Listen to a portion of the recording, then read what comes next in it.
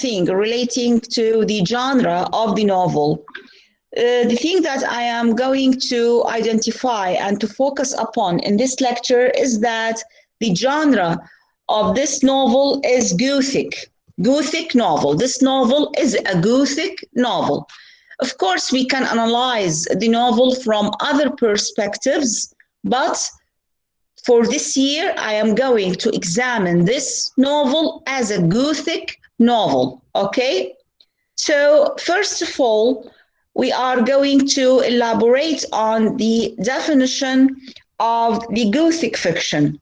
Gothic fiction, as you see in the printed lecture, it is a literary genre that combines fictional elements with horror, death, darkness, mysterious atmosphere, terror, and at times a love story. Now, what do I mean by fictional elements? It means that plot, characters, setting, theme, all these things, we combine, we link these fictional elements with other motifs, with other elements, like, for example, horror, death, darkness, mysterious atmosphere, terror, and sometimes we have, with such fictional element, with the Gothic genre, we have a love story. And we can recognize all these elements in Wuthering Heights. We have horror, we have death, we have darkness, we have love story. These elements are combined with what? With the fictional elements of the novel itself. These elements, horror, death, darkness, they are combined with the plot, with characters, with theme, with setting, and these fictional elements. Is it clear up to now? Yes. Okay, I hope so. Now we move to the roots of Gothic. What is this word, Gothic? Gothic refers to the Gothic architecture of medieval era of European history. Now, what do we have during that time? We have mansions, we have castles, we have palaces that they are very large. They are marked by certain kind of architecture. Architecture means the way we build the palace, the way we build the mansion, the way we build the castle. So we have walls, we have large area. It is a mansion, or it is a palace. So you can imagine such kind of architecture, معمار. So what is the reason behind calling the Gothic fiction a Gothic fiction? Why do we use this word Gothic with such kind of fiction? Because the events of such literary genre are set in the ruins of Gothic buildings, which indicate that the story was set in the past. So, in Wuthering Heights, the novel of Wuthering Heights, the events of Wuthering Heights are set in old mansions, in old palaces. In fact, everything in Wuthering Heights, or even in the other setting of the novel, Thrushcross Grange, they are buildings related to old times. So we are dealing with ruins more than with the palace decor, and we are dealing with things related to old times. So it is called so because the events are set in old palaces and in old mansions to indicate the fact that the events are related to the past. Okay? Another thing that is related to the Gothic, what is the importance, or what is the significance of such setting? To give us an impression that this place is isolated from other places. It is cut off from the rest of the world. And this is recognized in the setting of Wuthering Heights. We have, as I have told you, we have Thrushcross Grange, we have Wuthering Heights, we have the Moors. These three locations are in Yorkshire, and Yorkshire during that time is isolated from rest of England during that time. So the significance of calling such literary genre by the term Gothic, first, to indicate that the events are set in the past. The second thing is that to give the reader an impression that the events are set in an isolated location. We have additional significance. What is this?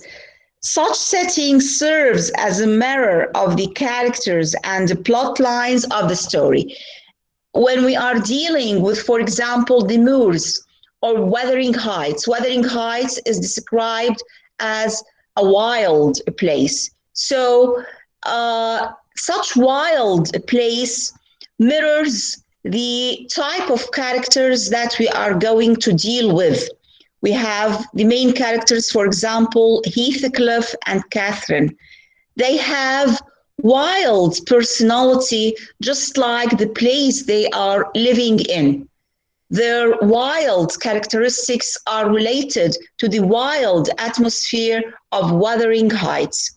So up to now, we have three functions of calling Wuthering Heights a Gothic novel. First, to indicate that the events of the novel are set in the past.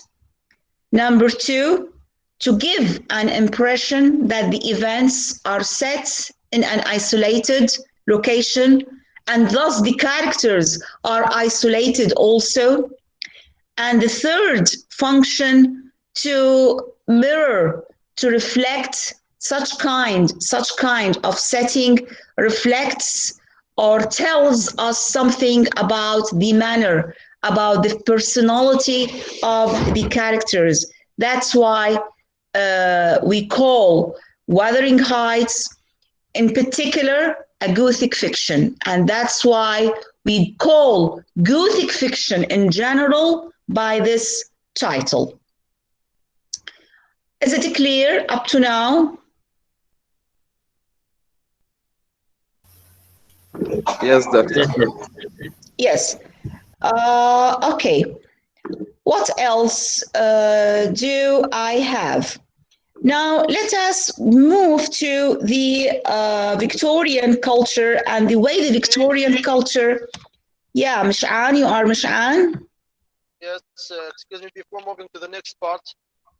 Yeah. Doctora, we have a question. Examine Yes. this novel as a Gothic. Yeah. Do you think it's possible to write the three significant of this novel as a Gothic? Yeah, of course. If I'm asking to give me the reason behind calling Wuthering Heights a Gothic fiction, you can, of course, you have to, you must mention Yes. these 3 points, that the events of the novel are set in the past, and to give us an indication that the setting is an isolated place, so the characters themselves are isolated, and to give us the setting mirrors, reflects, projects the personality, the manner of the main characters. And in the lecture, in the printed lecture, I gave you an example of this. The example of Heathcliff and Catherine. They are described as wild characters. Now, they are wild because their personalities reflected by the place itself. Wuthering Heights is described as a wild place. All the time it has a stormy weather. So just like, and in this stormy weather, we have the stormy love story of Heathcliff and Catherine. They themselves, Catherine and Heathcliff, they are wild characters, just like Wuthering Heights, the atmosphere of Wuthering Heights. So this is the reason behind calling Wuthering Heights a Gothic story. Okay, is it clear, Mish'an? Yes, thanks. Is it clear for others, please? Yes. Okay, so let us go back to the lecture itself. Just a minute. The Victorian culture saw the emergence of supernatural experimentation, particularly in the spiritualist movement. Now, what is the reason behind the flourishment of the Gothic fiction during the Victorian culture? During the Victorian age, we have spiritualist movement. It is a movement that focused upon things related to spirituality, to ghosts, to the concept of the soul, to psychology. That's why this is the main concerns of spiritualist movement. And the Gothic fiction is very much concerned with such kind of spiritualism, the soul, the ghost, psychology, all these things. So these elements of Victorian culture are crucial in the development of the Gothic genre. However, the origin of this literary genre is attributed to the English novelist Horace Walpole. Yani though the Gothic novel flourished in the Victorian age, but the roots of the Gothic novel goes back to the English novelist Horace Walpole. Now, Horace Walpole, he lived in the mid of the 18th century. He wrote the first Gothic novel, which is entitled The Castle of Otranto. And he is the first one who set the events of his novel in the Gothic architecture. Yani the Castle of Otranto, the events of this novel are set in a mansion or in a palace, and this palace it is riddled with tunnels, and characters of this novel, they are moving in these tunnels. So, and the whole atmosphere is such a dark atmosphere, and we have murder in this novel. We have many secrets. We have to know the riddles of all these secrets. So the secrets movement of the characters, the secret tunnels inside the novel, mirror one of the plots of the story. Yani when we have secrets, when we have darkness, when we have mysterious atmosphere, we can relate all these conditions to murder, for example, to death, for example. So we have all these elements in Walpole's novel, The Castle of Otranto. The setting of the novel in a Gothic castle was meant to imply not only a story that is set in the past, but one shrouded in darkness. Yani, the reason behind setting the novel in such a castle, in such secret or mysterious atmosphere, not only to indicate that we have the events of the novel are set in the past, but also to indicate the idea that we are living in a mysterious darkness. We are living in a mysterious atmosphere. And since we are living in a mysterious atmosphere, the whole events are also such strange, such vague events. Is it clear? Do you have a question?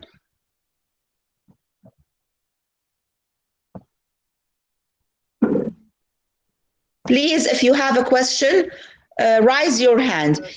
Yeah, Mish'an, do you have a question? Yes. Excuse me, just the first question. What is the reason behind the flourishment? The reason behind the flourishment of the Gothic fiction during the Victorian age. This is your question, right? Yes. during that time we have the flourishment of the spiritualist movement.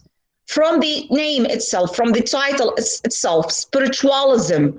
Spiritualism is related to things that are mainly concerned with ghosts, with souls, with psychology. That's why it is called spiritualists, الروحانيات. Things that can never be explained by reason, because they are spiritualist things. That's why, because of this, we have the flourishment of the Victorian of the Gothic fiction during the Victorian age. But the Gothic fiction appeared in the mid of the 18th century. In the mid of the 18th century, at the hand of Walpole and his most famous novel, The Castle of Otranto. And as I have told you, this novel is, the events of this novel are set in a Gothic atmosphere. شلون Gothic atmosphere? We have palace, we have darkness, we have many secrets that have to be solved, and revealed. We have murder, we have secret tunnels, and the characters are moving within these secret tunnels. So everything in this novel is can be classified under the category of Gothic fiction. That's why this particular novel, The Castle of Otranto, is classified as a Gothic genre. Is it clear up to now? Yes, thanks. Okay, let us go back to the printed lecture. Now, one of the elements that can be found in Gothic fiction is the deviant creature or characters. Yani we have in Gothic fiction strange characters. We have supernatural elements. For example, here we have Mary Shelley's Frankenstein. In Iraqi dialect, we call it Frankenstein. But in Germany and in English language, we call it Frankenstein. Mary Shelley's Frankenstein, she has this novel. It is entitled Frankenstein. So what do we have in this novel? And it is also classified as a Gothic novel. Now, what do we have in this novel? We have a monster. We have a monster. And this monster is created out of dead things. Yani, the main character in this novel, he collects certain parts of dead people, and he linked these dead parts, and he created a character, and this character is a monster. This character is a monster, and this character is going to behave such like a real person, and he is going to move in the streets of London, and he is going to terrify many people. So this novel is also classified as a Gothic fiction. This novel for Mary Shelley, which was entitled Frankenstein, it is also classified as a Gothic novel. Why? Because we have a supernatural creature in the novel. What is this supernatural creature? It is the monster. Another example, maybe this example is going to be more clear for you. It is the vampire character. The vampire characters, مصاصين الدماء. What is the vampire? A being, a creature that once was a living human but is transformed into unloving and undead being. يعني vampires, we cannot identify whether these creatures, they are living or dead. They are in between, vampire characters. So also we classify such novels that contain vampire characters as Gothic characters. So in addition to the mysterious atmosphere, in addition to darkness, in addition to sometimes we have murder, we have also supernatural characters in Gothic fiction. Yani if I'm asking you about the major characteristics of the Gothic fiction, you have to keep in mind that we are talking about mysterious atmosphere. The events are set in Gothic architecture to give us an impression that the novel is set in the past. We have to keep in mind that the events of such kind of novels are covered with mysterious conditions.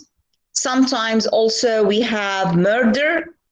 We have, in addition, as I have told you, supernatural characters or strange characters. For example, the unnatural or the strange character in Mary Shelley's Frankenstein, we have a monster. And in other novels, we have the vampire characters. They are also classified as Gothic characters. So, before moving to other things related to elements of Gothic fiction, do you have a question up to now? Yes. Yes, Mish'an, yes.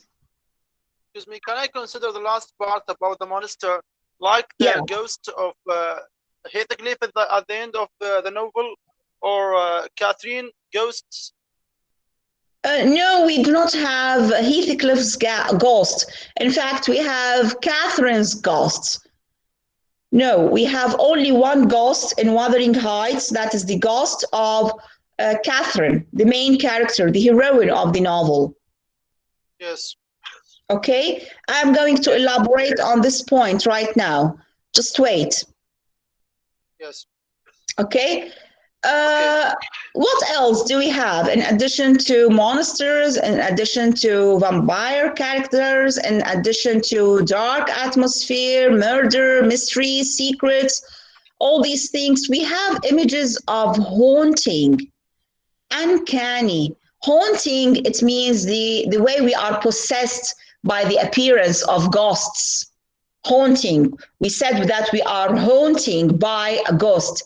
احنا لابسنا جني او عفريت او شبح. Uncanny. Uncanny means strange characters. Supernatural are one of the fictional elements of Gothic fiction. Phantoms. Phantoms, it means this word phantoms means ghosts. Phantoms means ghosts. So phantoms in Gothic fiction break into the everyday world and they remain unexplainable to the characters and the reader until the very end of the story.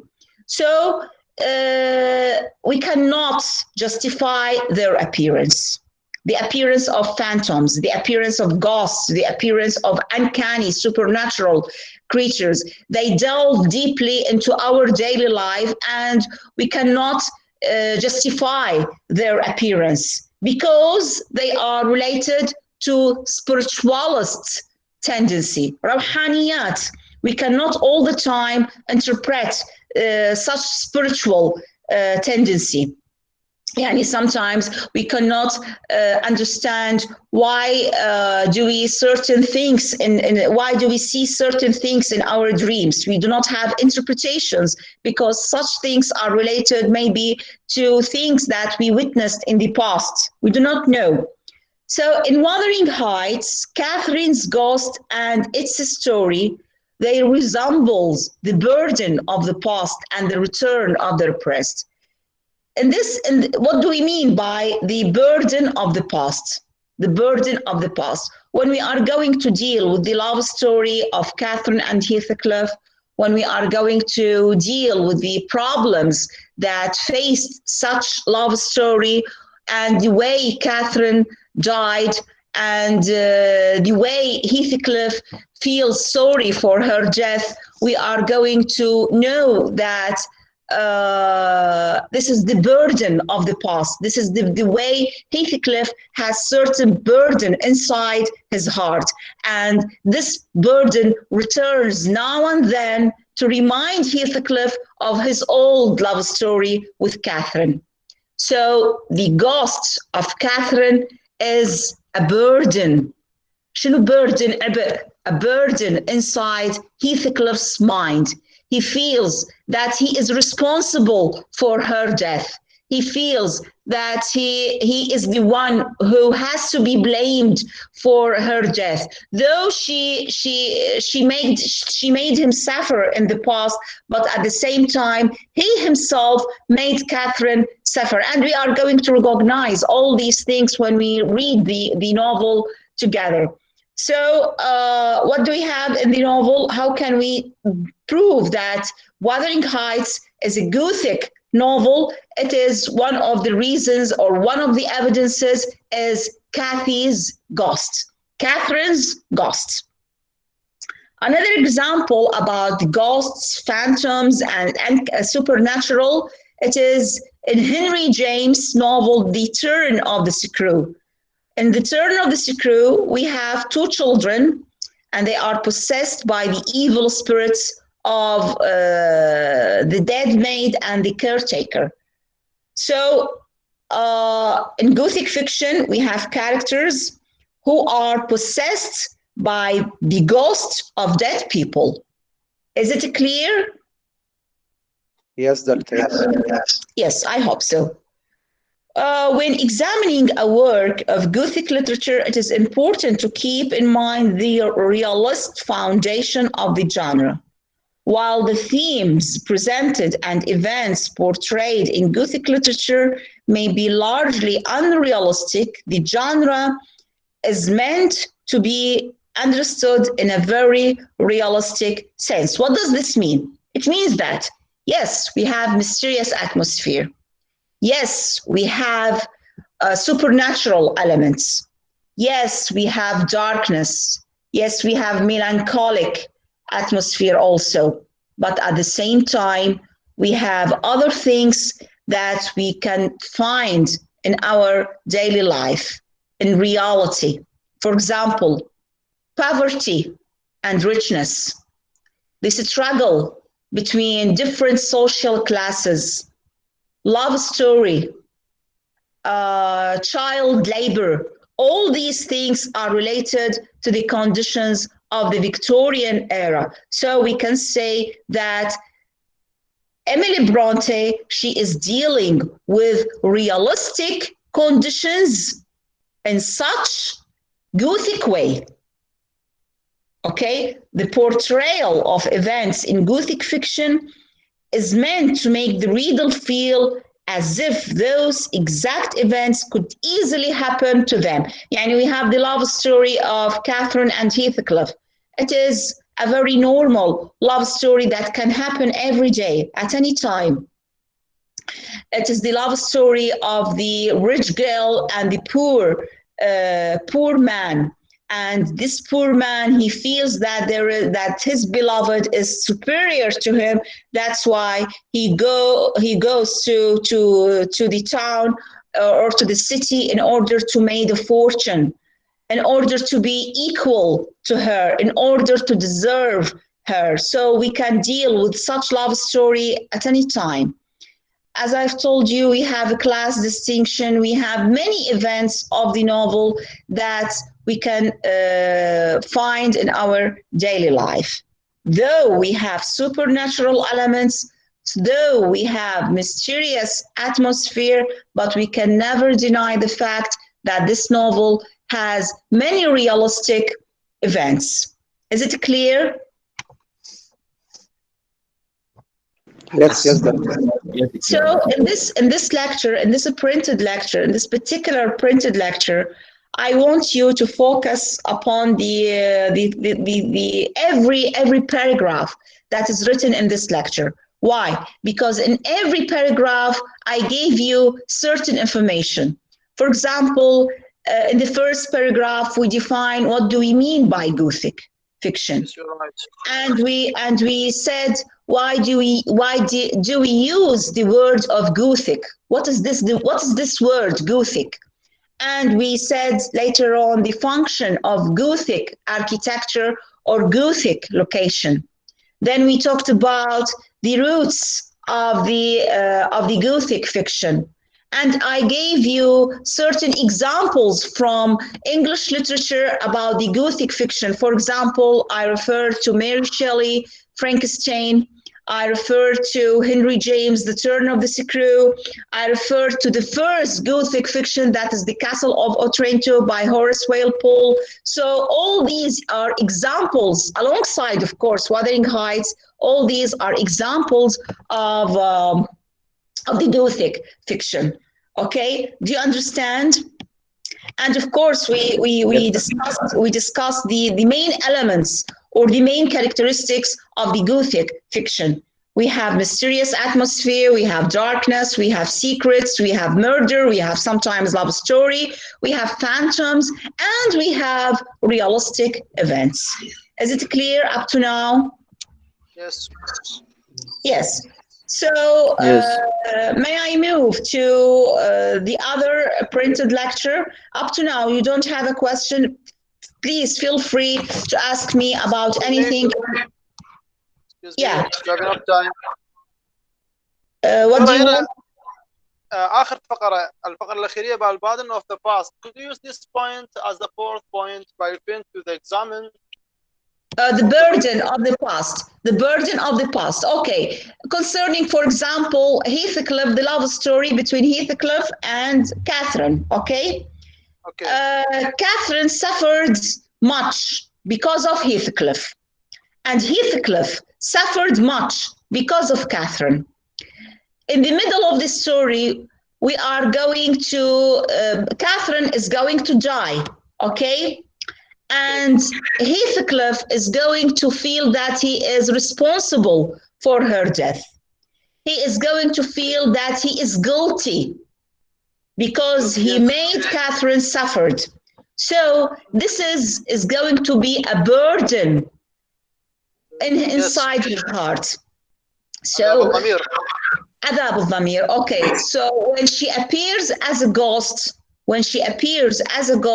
as if the burden inside his heart is manifested physically in the form of this ghost.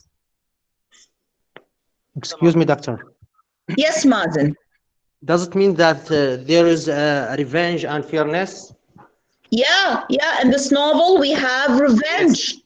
Yes, in this novel, in fact, in this novel, we have revenge. We have a stormy love story. We have a class distinction.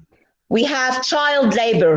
We have many themes, that they are categorized or they are presented under the umbrella of Gothic fiction. Okay, the novelist Bronte, she is trying to elaborate on certain conditions related to the Victorian era. For example, as I've told you, child labor, class distinction, certain things related to the conditions of the Victorian era. But she tries to cover all these things with the mask or with the cover of Gothic fiction. Okay. Yes, thank you. That's why I'm telling you. That's why I'm telling you that we have realistic elements in this novel. We have many realistic elements in this novel. Okay. Yes, doctor. Yes, Noor. Yes, Noor. Yes. You have a question? Doctor, yes, I do. Doctor said that Wuthering Heights is on the category of Gothic fiction. Okay. Yeah. But the book says Wuthering Heights has always the feed definition. So you put a definition to the Wuthering Heights. It's feature elements of many literature genres. For example, I decide to explain at the very beginning of this lecture. I've told you that I decide to examine this novel under the category of Gothic fiction.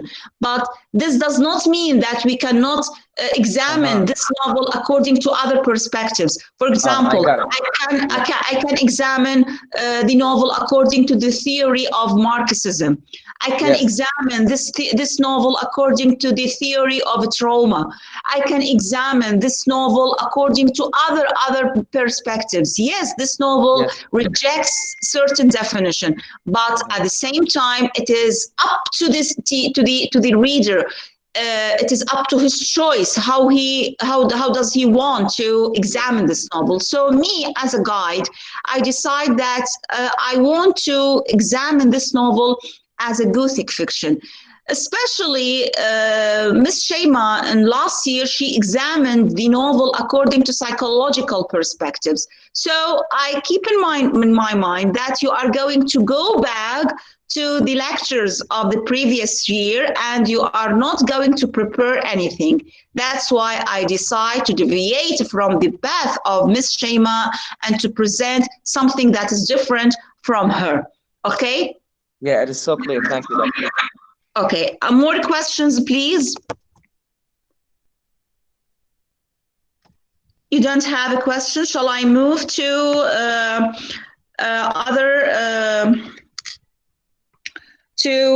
the other lecture, printed lecture? Yes, Doctor, yes.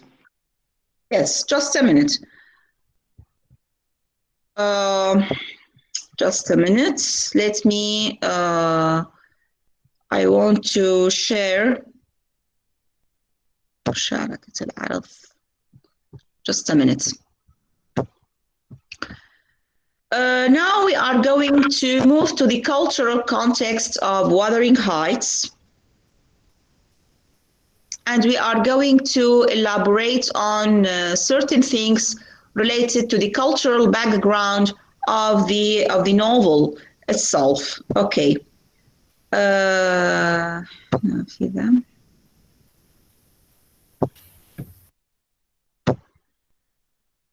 Does the lecture appear on your screens? Yes. The cultural context of Wuthering Heights?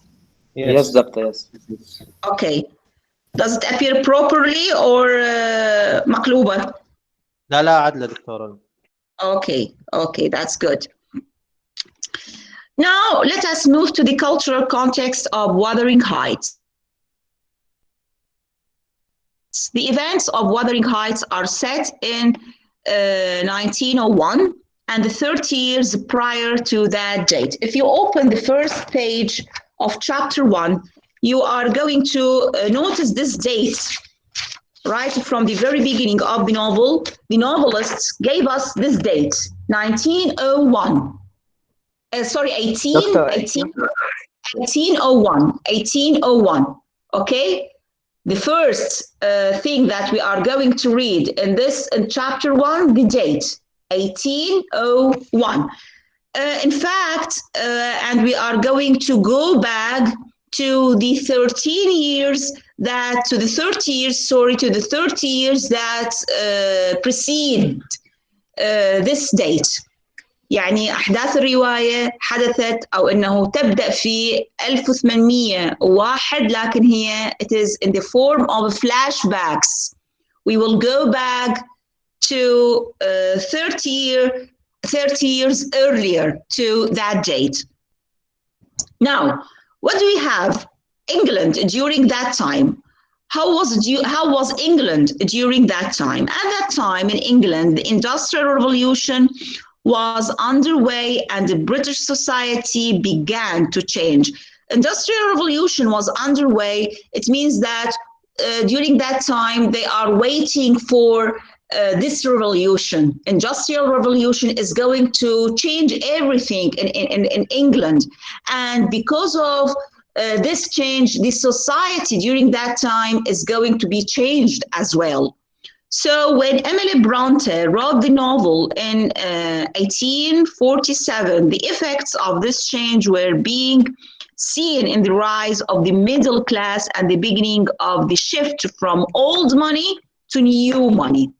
So what do we have in this novel? Since we have the rise of the middle class because of the Industrial Revolution, we are going to have this struggle between two classes, the old money people and the new money people. Now, who are the old money people and who are the new money people? The old money people means those people who inherited their money, their fortune from their ancestors, while the new money people, they made their fortune themselves by themselves. They did not inherit the fortune. Just like, for example, Catherine and Heathcliff. Catherine and her brother Hindley, they belong to old money people. The Earnshaw family is what? The Earnshaw family is an old money people. While Heathcliff, he is going to be rich man. He belongs to new money people because he does not inherit his fortune. He made his fortune himself by himself. Is it clear now the difference between old money people and new money people? Yes, so clear. As a case in point, a man could raise his social standing by acquiring wealth, as Heathcliff does in Wuthering Heights, whereas in the past one had to be born into an upper-class family in order to be considered a gentleman, just like Hindley. Hindley, Catherine's brother. The novel also deals with the shift away from old farming culture to a strict patriarchal family life towards a more urban way of living. Now, since we have Industrial Revolution, since we have many social changes, we have the shift. We have a shift from what to what? We have a shift from the rural way of living. Rural means Qarawi.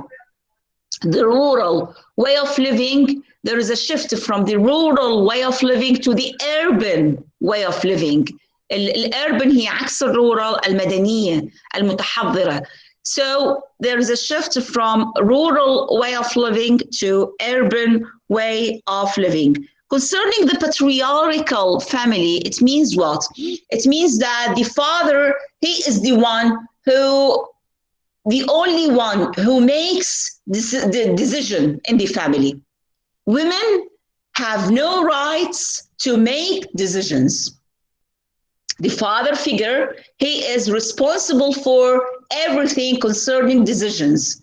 So when the father in Wuthering Heights brings Heathcliff to live with his family, the wife does not have the right to reject him, to refuse him, or to show her objection.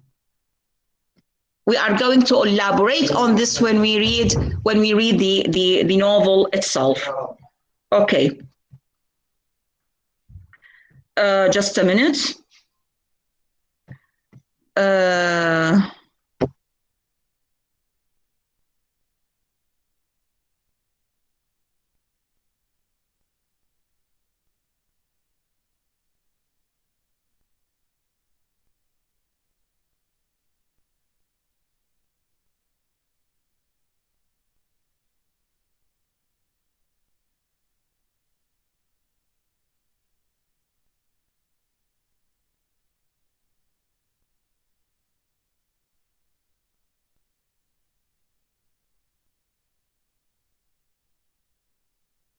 Okay, sorry for muting my mic for a short while because I have to sit in such a quiet place.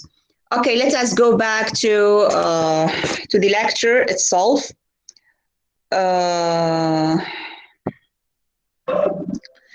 The novel also deals, as I've told you, with the shift away from old farming culture, rural culture to the urban culture. Emily Bronte lived in the last days of this ancient, traditional, conservative way of rural life. Men still ruled their families and female relatives were subject to their authority. A woman's place was in home and they were expected to be gentle and dutiful. Do you remember in the last lecture when I talked about the term or the concept of angels in the house? Do you remember this? Angels in the house. This is the way we can deal with the female characters in this novel. They are angels in the house. They do not have the right to inherit their fathers, and they do not have the right to explain their opinions. So all their responsibility is to be good wives, to be good daughters, and to bring children and to take care of their children and houses as well. So they are considered, or they are in fact not. They are angels in the house. Bronte in this novel, she tries implicitly to elaborate on this concept, the concept of angels in the house. Is it clear? Yes, doctor, I have a question. Yes, please. So as you said, women has to give or do such a specific behavior to their owner. So there was an how can we say an appreciation for the feminist or a woman in that time?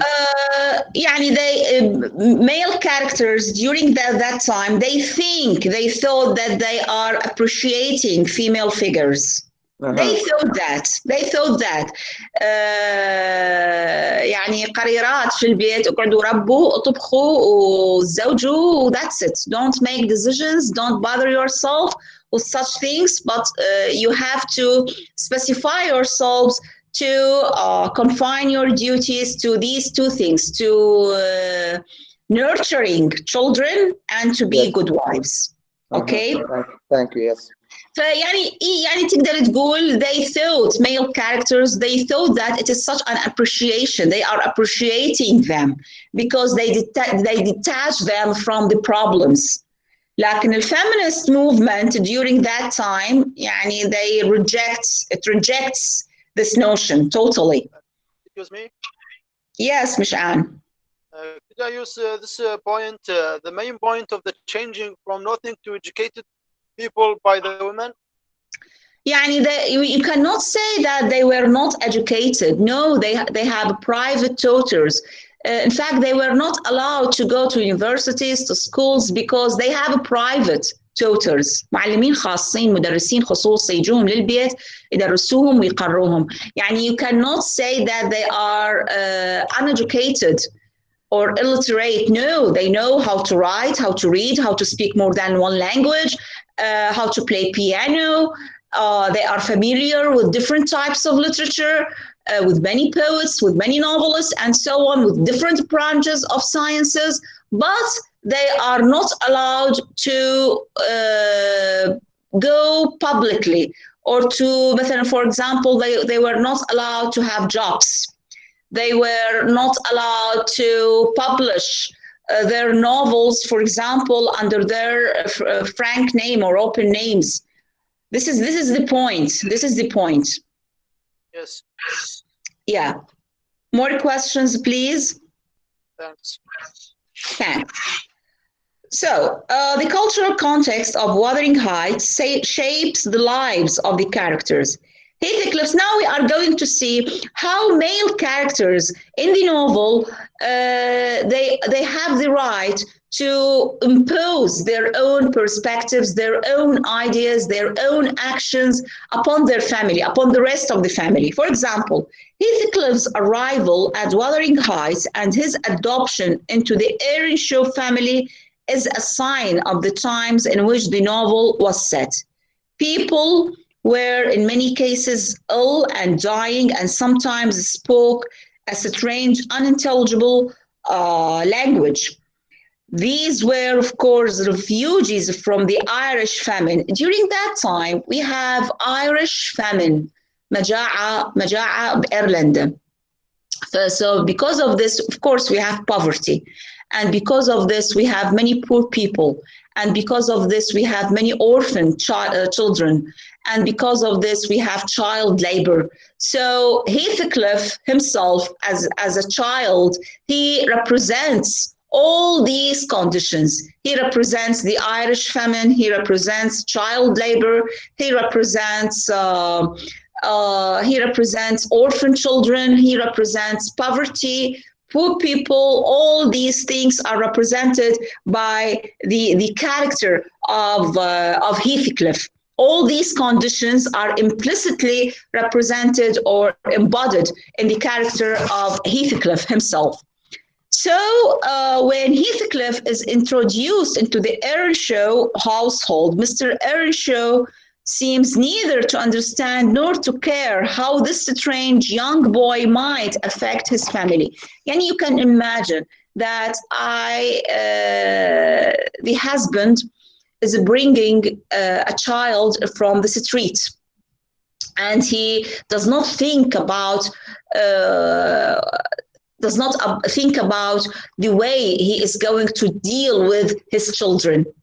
يعني Mr. Earnshaw, he has two kids. He has Catherine and he has Hindley. And he brings Heathcliff from the town. And Heathcliff during that time is what? Is a street child. طفل شارع. طفل من الشارع جابه. And in spite of that, he imposes, Mr. Earnshaw, he imposes this street child upon his family. And the wife, Mrs. Earnshaw, does not have the right to show objection. فتلاحظون patriarchal order, he does not, the other members of the family, they do not have the right to show objections, because bringing Heathcliff to be one of the members of the family is the decision of the father, and the father is the only decision maker in the family. He is the only one who has the right to take decisions. So he imposes Heathcliff to be one of the members of the family, and he does not think whether this child is going to affect his other children, Hindley and Catherine. Do you understand? Yes, doctor, but Yes, why doctor. does the Yes. children does not have the authority to just reject or to give any reaction to Because the father is the leading figure of the family. The father is the leading figure of the family. He does not have the right to show objection. Yes, but isn't that like in a circle of a good treatment for his children? Wouldn't he be able just to have their opinion or something like that? Or in that time there was not such thing like this? No, they do not have the right to show objection. They do not have the right to show their opinion. Even the wife, Mrs. Earnshaw, she does not have the right to show objection. Yes, I know. كامرأة المفروض انه تعترض. انت على اي اساس جايب لي طفل من الشارع وبدك تحطها بنص اولادي؟ Yes. زين. لكن no, she does not have the right. Why? Because we have a patriarchal system. Patriarchal system, النظام الأبوي. So in this system, what do we have? We have the father figure. The father, he is the only one who has the right to decide everything. The highest authority.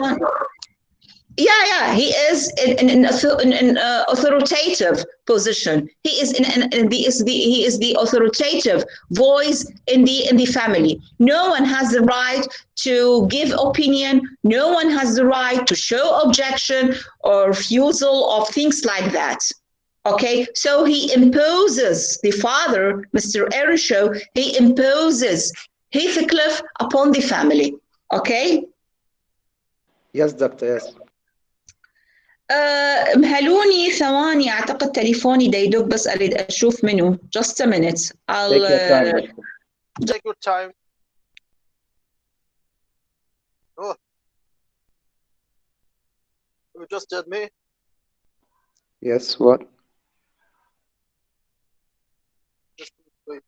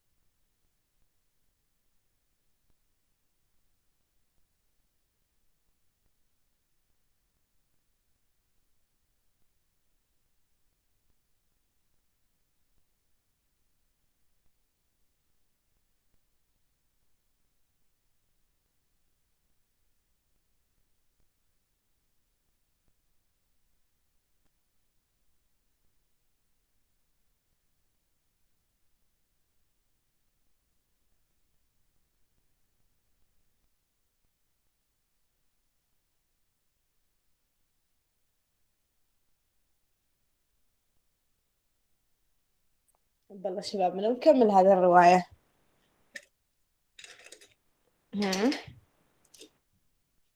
شنو انتو؟ موجودين دكتورة. لا أنا عنود. جيد عنود. لا أقول هم إذا بها عنف وهي ضد المرأة هذه ها، لأن عنود التسجيل مشتغل على المحاضرة لحد أنا كنت تسجيل بالمحاضرة. لا مع السلامة.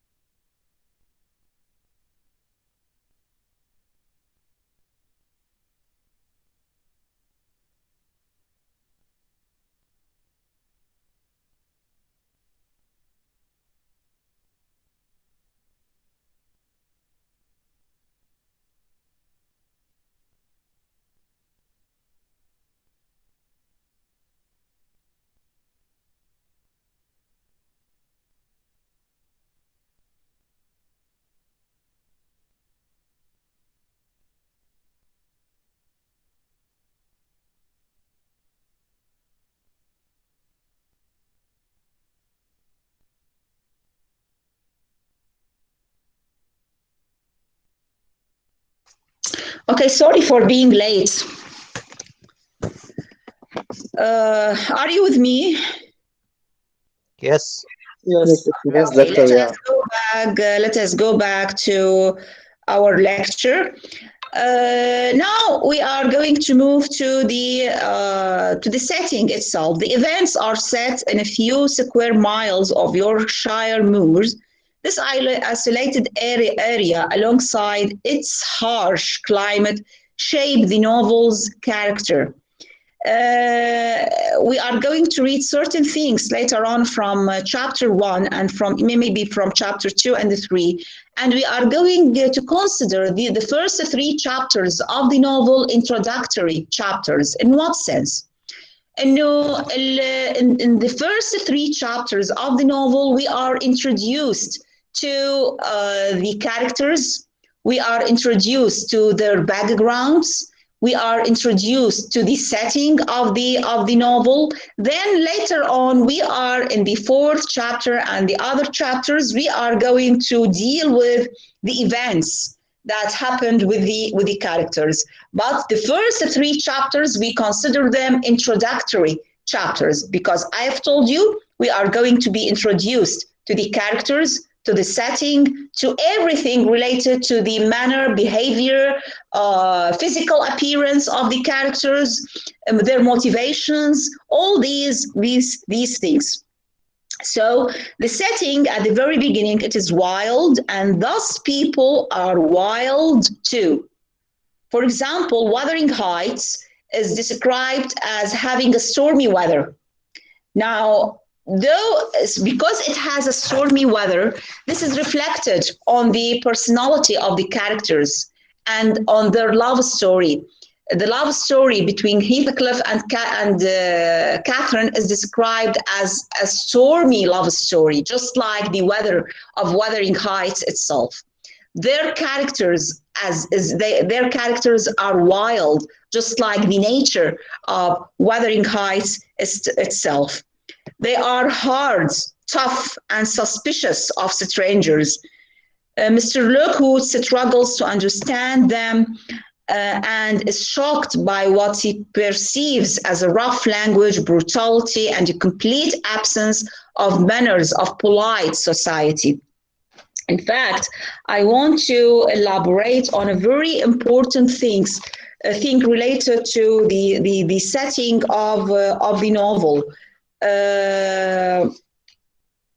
The allegory of the setting, in fact, the allegory of the setting.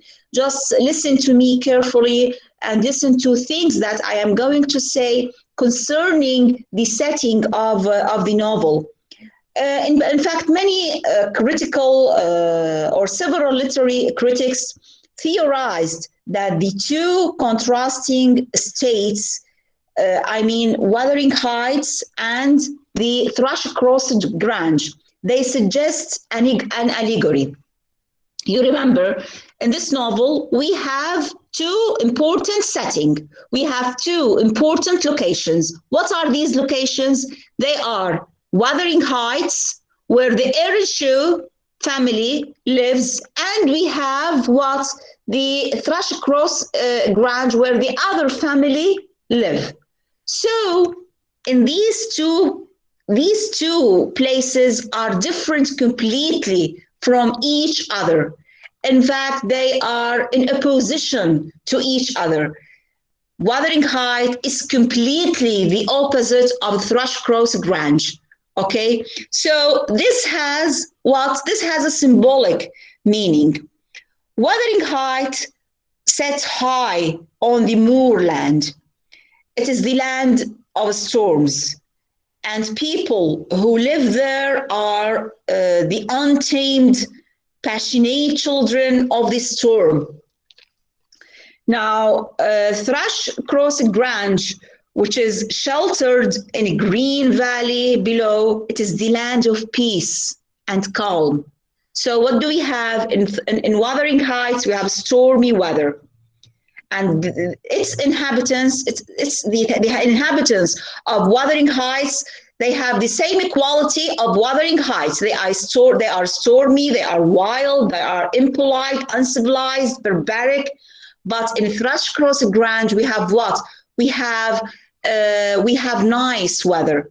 So because we have nice weather, this is reflected clearly on the characters themselves.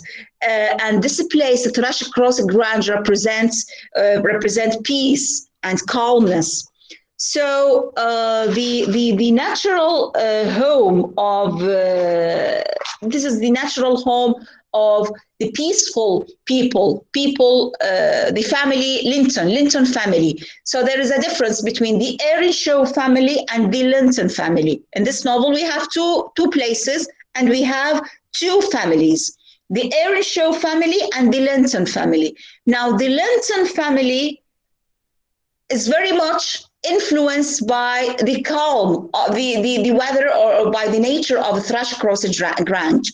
They are calm, they are at peace with themselves, they are civilized people, but people of Wuthering Heights, they are stormy people, they are wild people, they are uncivilized people to a certain extent, they are impolite people, barbaric people, just like the wild characteristics of Wuthering Heights itself.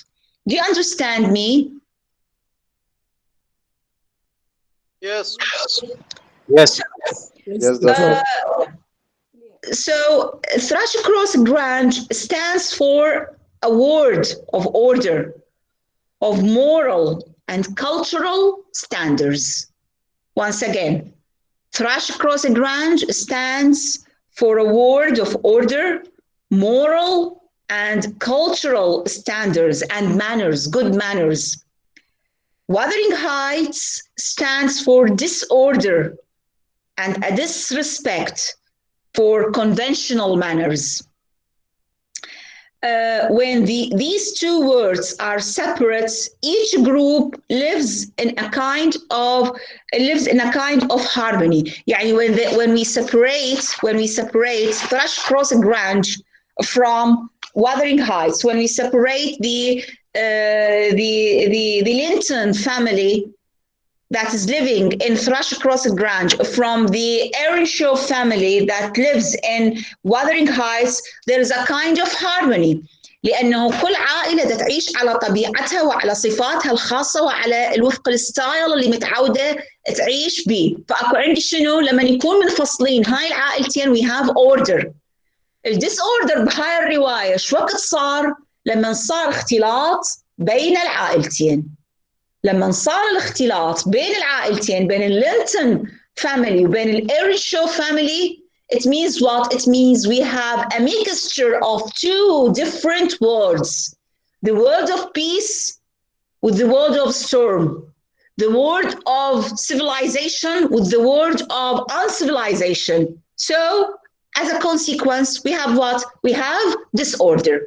Do you understand? Yes. All Yes, of you? All of you? Yes. I hope so. Yeah, I hope so. So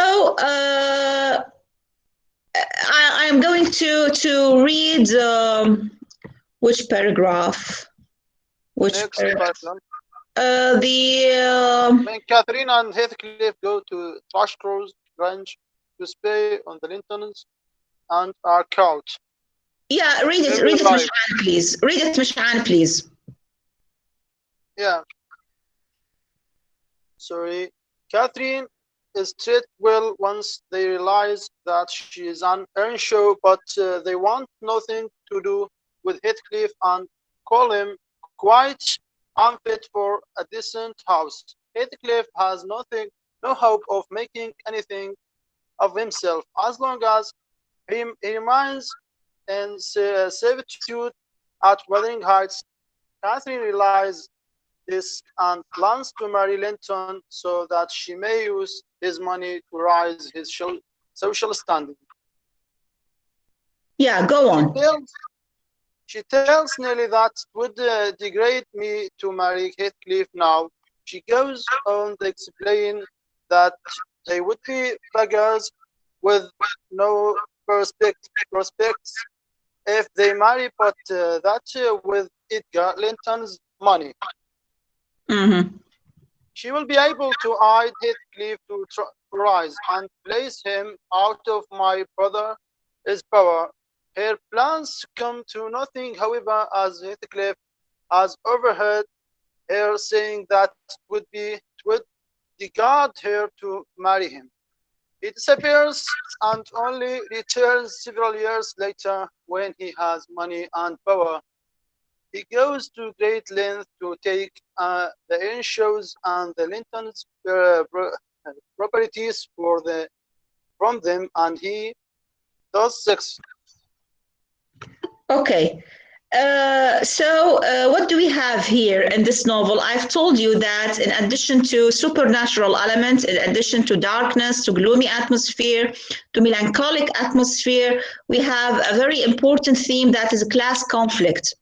And class conflict is very much recognized in the difference between the Earnshaw family and the Linton family on the one hand, and the difference between Heathcliff and Hindley and Catherine on the other hand.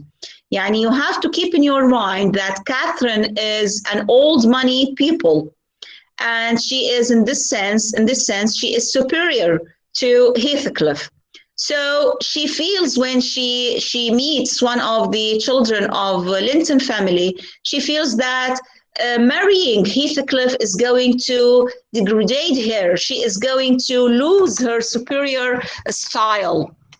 That's why she thought that it is better for her to marry the son of the Linton family in order to still in the same social position. Okay, so and she feels that, and she thought that maybe it is possible to use Edgar's money for the sake of promoting Heathcliff. حتى ترقي Heathcliff ممكن إنه تستخدم Edgar's money، نقود إدغار اللي هو واحد من أبناء اللينتون فاميلي، واللي كاثرين راح تترك Heathcliff وتتزوجه.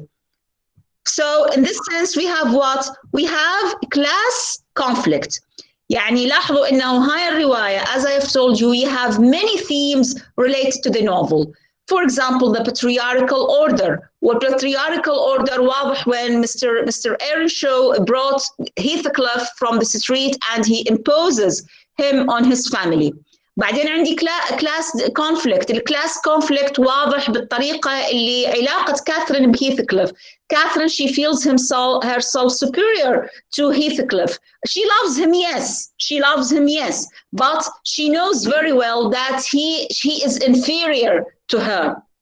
So in order to preserve, in order to keep on her social position, she is going to leave Heathcliff and she is going to marry Edgar Linton. هذا أيضاً يوصلني إلى ثيمة الكلاس distinction in this novel. Of course, we have other themes related to women of the novel. I will not elaborate on this at this particular moment because later on we are going to explain each character and the way each female character is dealing with her position in society. Also, we have the position of children in Wuthering Heights. It is very similar to that of women, and we are going to meet many. We have two important children in this novel. We have Heathcliff, the child Heathcliff when he was just a boy, and later on we have another boy who belongs to the next generation of the novel. So once again, I'm going to elaborate on this, on the position of children when we delve deeply into reading the whole novel. I hope you have read yourself the printed lecture here, and you can imagine things how they are going on. Have you read the printed lecture? Yes, Doctor. Yes. So I think it is understandable. It is understandable, isn't it? Yes, it is. Yes. Yes. Okay. Let me move to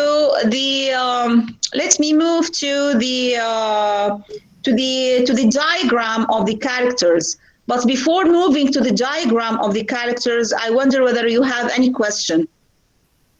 Excuse me, just we Yeah, have the last paragraph. The paragraph starts with the position of children. We have the last three lines. Okay, just a minute. Read them. مش عام. Read. Yes. A few words from her evincing dislike to Heathcliff were enough to rouse in him all this old hatred of the boy. He drove him from their company to the servants, deprived him of the instructions of the curate. دكتور نقدر نستخدم هذا النقاط as a conflict. طبعا of course you can. يعني حتى even you can use your own language, your own style, but you have to confine yourself to the information that are mentioned in the printed lecture. يعني مثل ما متعودين انه احنا ما احددكم بمفردات المحاضره. You have to use your own style. I prefer that you use your own style, but in the condition that you give me the right information, the right grammatical structure, يعني just like the last year. تمام. Okay, so let me move now to the diagram of the characters themselves. Just a minute. Where is the diagram? I think this is this one. Just a minute.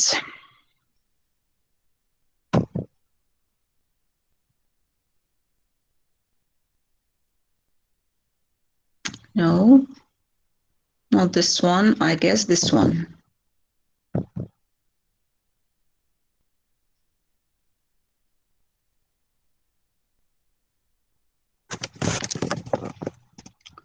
Just a minute. I'm waiting for the photo to be opened. ترى موجود بالجروب مال القناه اللي سواها حبيبي. Okay, here is it. Okay, I'm going to share the screen. Just a minute. Yeah, that's it. Here we have Mr. Earnshaw. We have two families. At the very beginning, we have two families in this novel.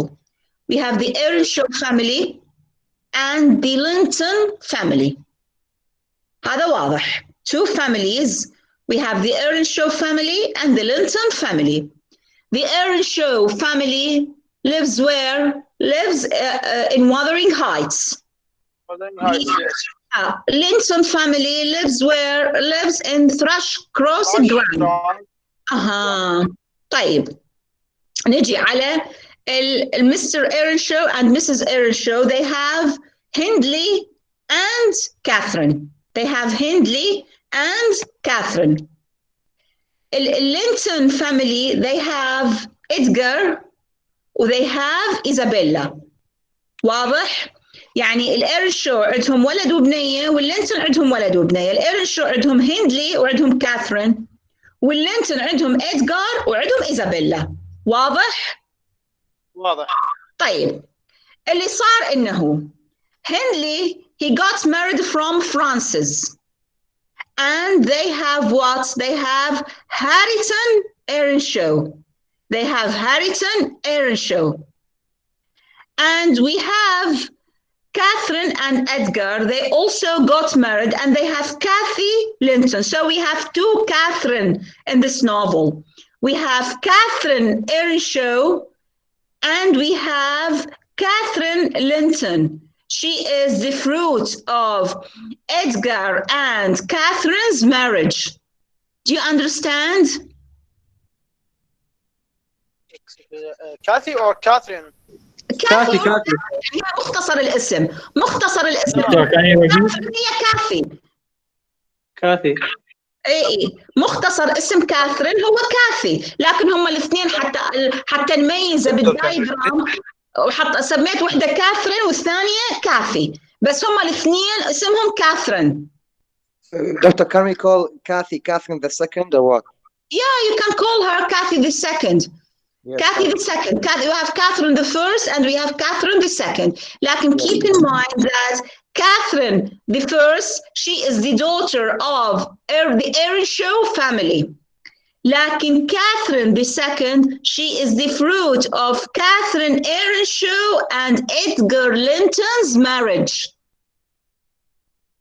يعني هي من الدايجرام هذا من الدايجرام. Keep in mind that this diagram explain the whole idea. هم شوية متداخلين فإنه ليش أنا رفقت لكم الدايجرام لأنه this novel is a saga novel. يعني شنو saga novel? It means we have more than one generation in this novel. We have two generations in fact. Even three generations, because we have the generation, the first generation, Miss and Mrs. Earnshaw, Mr. Linton and Mrs. Linton. This is the first generation. The second generation, Hindley, Catherine, Edgar, Isabella, وهيثكليف طبعا.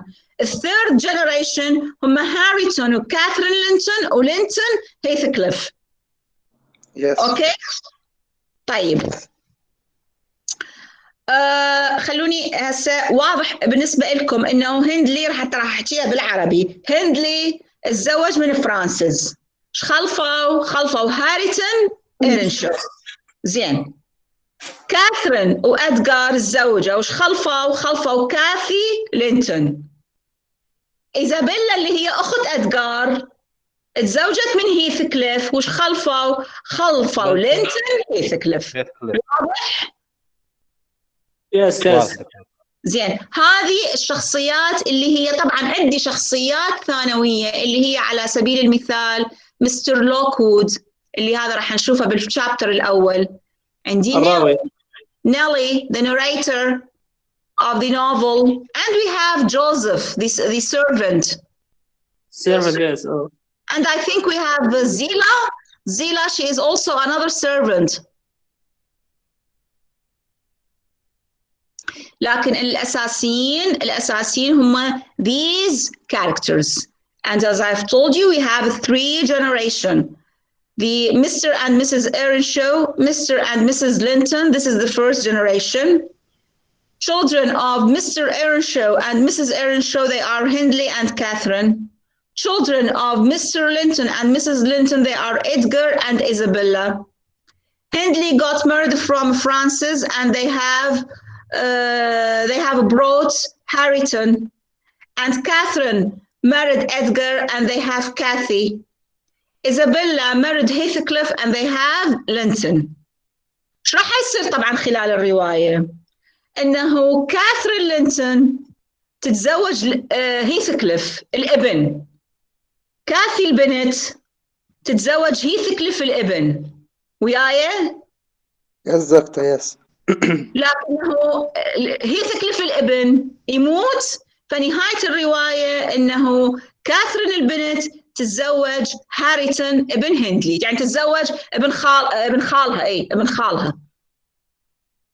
Yes. وضحات؟ انتوا اقعدوا فصلوها عربيات بأبوية نفسكم حتى تضبطون السالفة، حتى تلزمون القاع. اوكي؟ Doctor, if you can see, Harrington Earnshaw is way younger than Kathy. There was no order of age in that time, or what?